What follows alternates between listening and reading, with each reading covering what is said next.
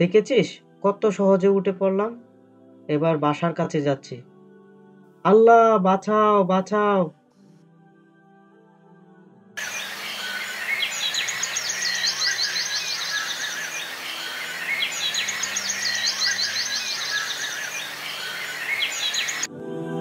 একটি সবুজ শ্যামল গ্রামে রবিন ও আবু বকর নামে দুই ঘনিষ্ঠ বন্ধু বসবাস করত।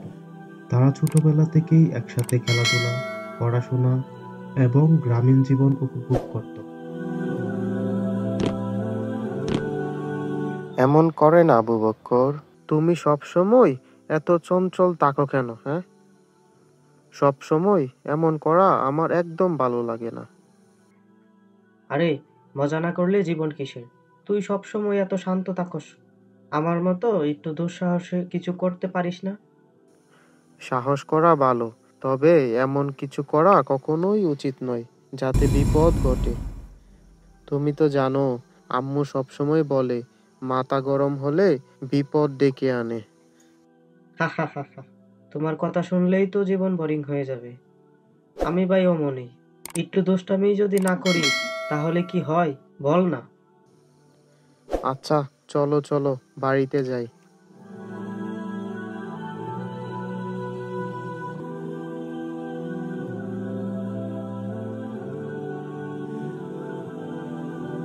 রবিনের বাড়ির উঠোনে পুরনো আম গাছে একটি টিয়া পাখি বাসা বাঁধে। কিছুদিন পর ডিম থেকে ছানা ফোটে।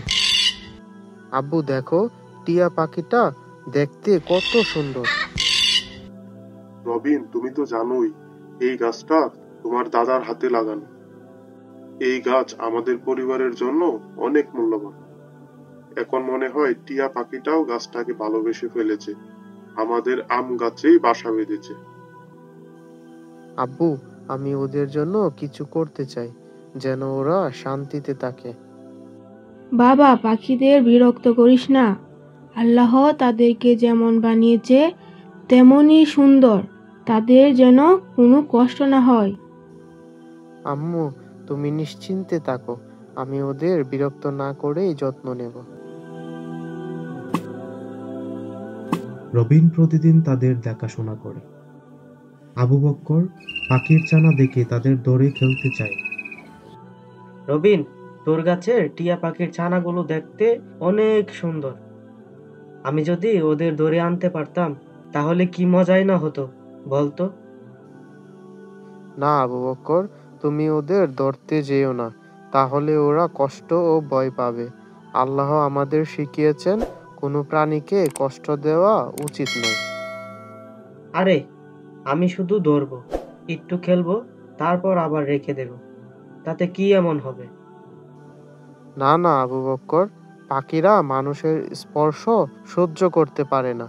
যদি ছানাগুলো ভয় পায় বা তাদের মা তোমাকে দেখে আর ফিরে না আসে, তাহলে তো অনেক বিপদ হয়ে যাবে। তুই সব সময় এত চিন্তা করিস কেন? শুধু একবার চেষ্টা করতে দে। আমি বলছি, এটা করো না।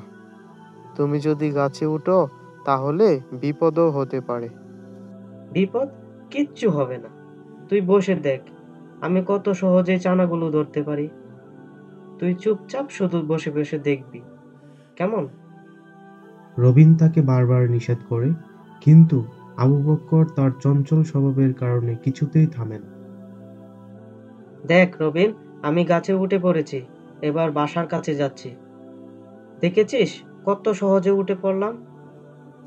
আবু বক্কর, নেমে আসো, নেমে আসো। পাখির বাসার কাছে যেও না। আমি তোমাকে বলছি, বিপদও হতে পারে।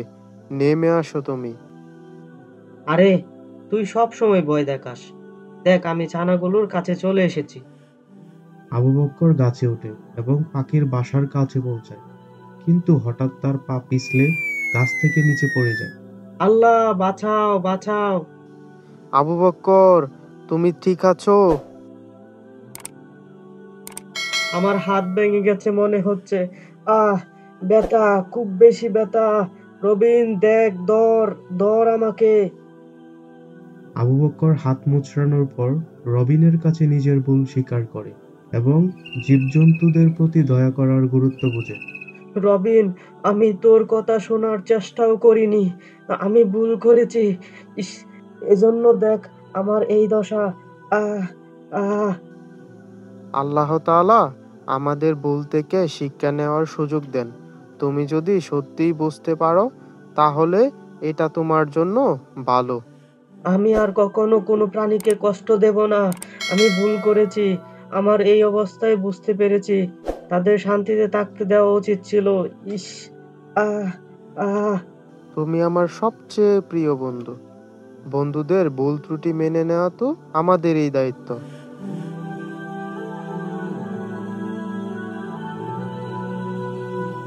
মানুষের জীবনেই ভুল হয়, কিন্তু সেই ভুল থেকে শিক্ষা নিয়ে সঠিক পথে চলাই গুরুত্বপূর্ণ শিক্ষা।